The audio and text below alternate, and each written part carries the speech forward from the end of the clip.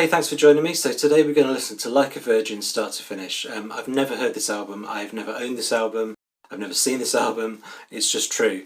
I've heard Like a Virgin a lot, I've heard Material Girl a lot. I remember taping Material Girl off the radio when I was about 9 or 10, so in like 1990 or something, 1989. I remember having that and thinking it was amazing, like that weird sound and the robotic vocals. Yeah, I was kind of hooked on that one. And the hits keep coming. This is Like a Virgin. I've heard this one too, obviously. Never the album version, never with headphones, never just sitting down and properly paying attention. So let's see what I get out of this one. Excited for this.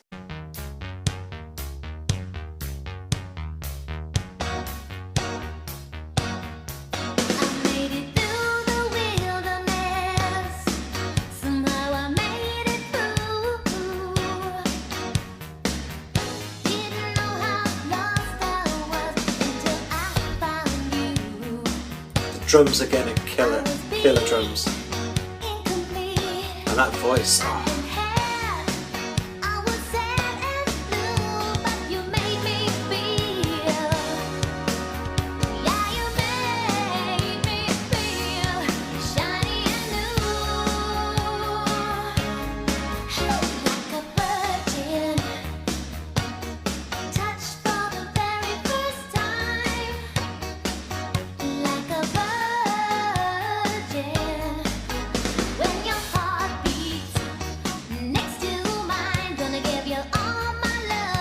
Alright, I'll let it play through after this. I just wanted to say, like with Material Girl, live band makes everything twice as good, especially when your live band, your like real life band in the studio, not a drum machine and a synth, is chic.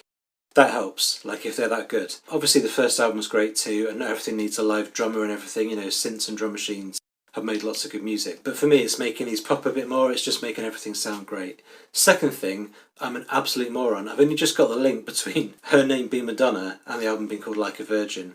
The Virgin Mary Madonna. First time, I mean, what a fucking idiot.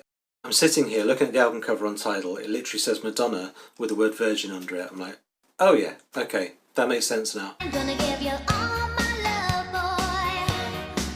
My fear is fading fast. Been saving all for you, 'cause only love can last. You're so fine, and you're mine. Make me strong, yeah, you make me fall for your love, yeah, your love, what was scared and cold.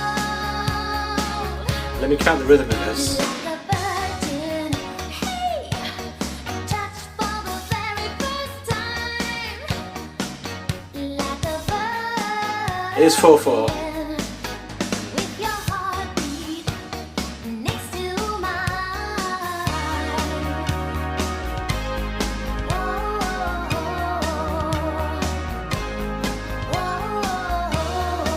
It's over, she's the queen of the 80s.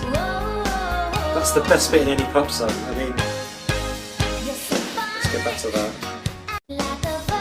It's the best bit. Shivers. With your heartbeat next to mine.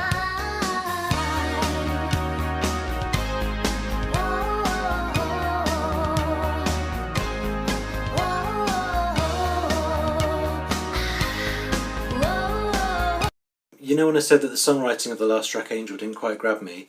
This is what it's like when the songwriting is turned up to God levels. Absolute, godlike, S tier, whatever the top way of describing anything that you want to use is. I don't think pop songwriting gets better than this, I really don't. I won't pause again. With your heartbeat next to mine.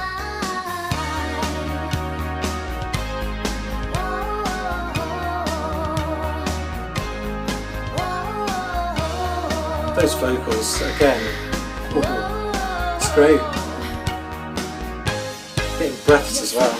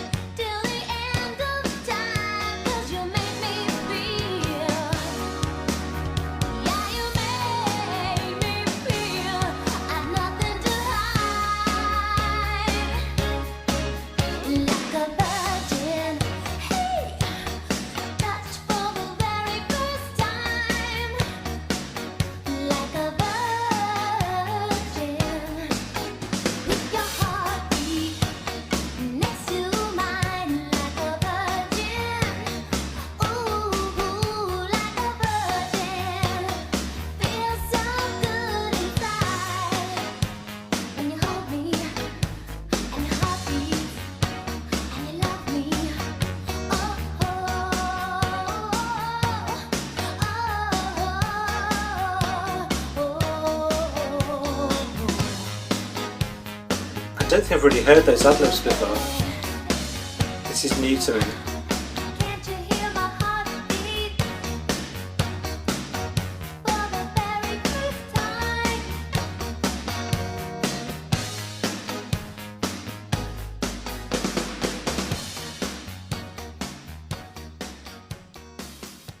Yeah, that was like hearing that song for the first time. Touch for the first time. That sounded so fresh to me. I've never heard it with headphones. Never listened to all the ad-libs, the breathing that you get to hear and everything like that. That middle bit, I always love that bit, but actually it just knocked me off my feet just then. Absolutely shivers down the spine, hairs on end. It's something that you take for granted, but the song didn't have to have that bit. It's got a good verse, a good chorus. It doesn't have to have a wordless bit with like 16 bars where she just vocalises a bit and it does whatever it does. It just has that. And that's because it's absolute genius, God-level songwriting. So, so good. I love it. I don't even know who wrote that song. Is that a Madonna one? Tidal says Tom Kelly and Billy Steinberg. Don't shout at me if Madonna also wrote it. That's just what Tidal says. Alright, so I'll put this on YouTube, so this is part of the bigger full album reaction that's on Patreon. To finish talking about this one, maybe you tell me what the song means to you, what impact it had. I can't really guess, I was only 4 then.